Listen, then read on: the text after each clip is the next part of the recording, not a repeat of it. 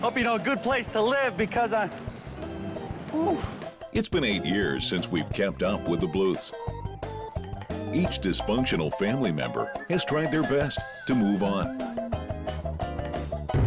Well, that's not a great sign. But they are strangely pulled back together in the anticipated return of Arrested Development. Hi, I'm Aaron. I'm Kevin. And I'm Brenna, and we're here to talk about the new season of Arrested Development available on Netflix. We've all just seen it. So our showrunner is Mitchell Hurwitz. He was the showrunner for the first 3 seasons. He also helped write all of these episodes, and it's very clear that this is Mitchell Hurwitz's show. He has a lot of impact on all the episodes.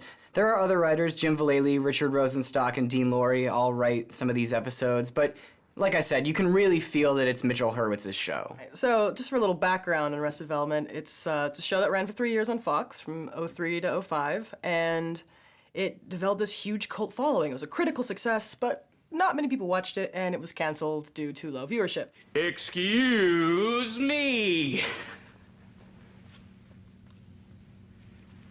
Excuse me. What's interesting is that there's been so many rumors about them doing a movie and reviving the series, but they were always so hesitant to do it because Mitchell Hurwitz didn't want to just kind of do it to do it. He wanted it to be good, and he wanted to disappoint anybody.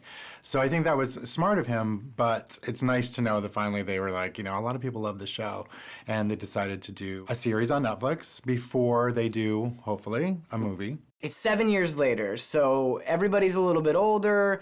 Everybody does a great job in these roles. They all pick them back up with ease, but it's still kind of disconnected from the original show. I knew that I wasn't watching the original show. I was watching a revival of the show and the 4th season. I am real to you. And this bag next to me, it is as real as you or me. I know that one's real. I meant the other one, the Louis Vuitton. I don't remember Vuitton having 2 E's. It took a lot of risks. It did some things very different from the original 3 seasons. Some of them worked, some of them didn't. Each episode is told from a different person's perspective.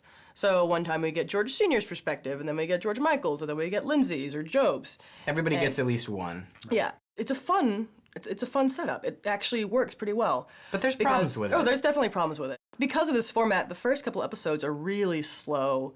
Afterwards you get it, but at the time you're like, what's happening? What's going on? They flash backwards and forwards, trying to catch us up on all of the key events that have happened in this period of time, and it's just sort of discombobulating. It's super complicated. You don't get used to it. There's so much exposition. There's so much voiceover. Ron Howard is the voiceover talent and has always been, but there's just so much of Ron Howard talking.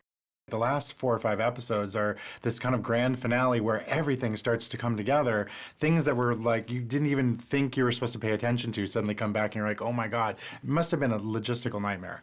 It sounds like we don't like this series. I really liked the season overall. Looking back on it, I enjoyed it. I think that the trademark style of having callbacks and inside jokes, you know, has always been a big part of the show, and in the first 3 seasons it was just rampant. Here it's there, but it's not from the first 3 seasons, it's from the 4th season. It's self-contained, and I think that because of that, you don't really get it until you're almost halfway through or done with it. By the time I had finished this whole season, I wanted to rewatch it again because I was gonna get everything and everything was gonna be funnier. But my main complaint for the story is that everybody's back, everybody's the same except for Michael. Yeah, I didn't like that either. Michael is completely changed. He's no longer, he used to be the straight man. He used to be the one that we identify with, and now he's creepy. He's kind of sleazy, yeah. He's gross, he's not the nice guy anymore. I thought that was funny. I don't think he was too over the top, though. I don't think he went too crazy. The first episode, he didn't act crazy, but he didn't act over the top like we're used to with like But Tobias, that's the thing, but like his character, he's stuff he developing did was, like his family developed, which is kind of the joke. Look at me. People say, I don't age. You know, hey, look at that guy, he's got the hair of a teenager. And I say, take your best shot. Because I think that that's a good thing. Because I'm self-effacing.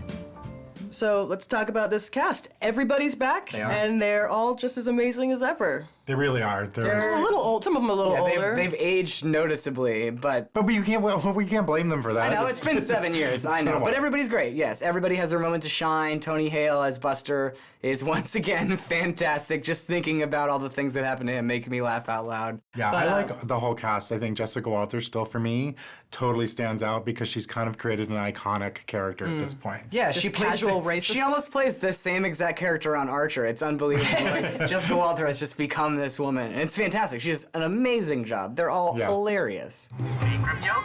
Oh, great. Looks like we've got another high-end hooker in here. Oh, thank you, Mother. I have to say that Will Arnett as Job, I think, is my favorite. I mean, there's a lot of characters here who are having intense character development in this season. And it's amazing to see Will Arnett because I've always been a fan of him because he plays this ridiculous character, but he seems like he's somebody who would totally exist. He's so entirely serious about realistic. it. Yeah, it's amazing. Yeah. I didn't expect to be seeing you again after all the unpleasantness. I've been out of control. Sorry. And in fact, I just did something that I don't know why I did it. You want to talk about it? No, I do not. I've said too much already. You cannot help me. Well, I wasn't hoping to help. I was hoping to rub it in. It may not be exactly what I was expecting, but season 4 of Arrested Development is a look into the lives of a family that I sorely missed. So I'm gonna say see it. So despite a slow start, the loss of our straight man, and some gimmick abuse, it's fun to watch this story unfold. I say stream it. Even though it takes a few episodes to warm up to, I think this is a fine return to form for everybody that's involved in this. And I think if you like Arrested Development, you're gonna love it. So I say see it. So our votes add up to 2.5 tickets, which is a see it for Arrested Development season 4. Yay! No touching. Oh. Oh. Oh my God. That scared the hell out of me. I'm so sorry. Support for Just Seen It comes from Acorn, distributors of Miss Fisher's Murder Mysteries, a modern detective series set in 1920s Melbourne. Now on DVD and Blu-ray. More information is available at acornonline.com/PTV.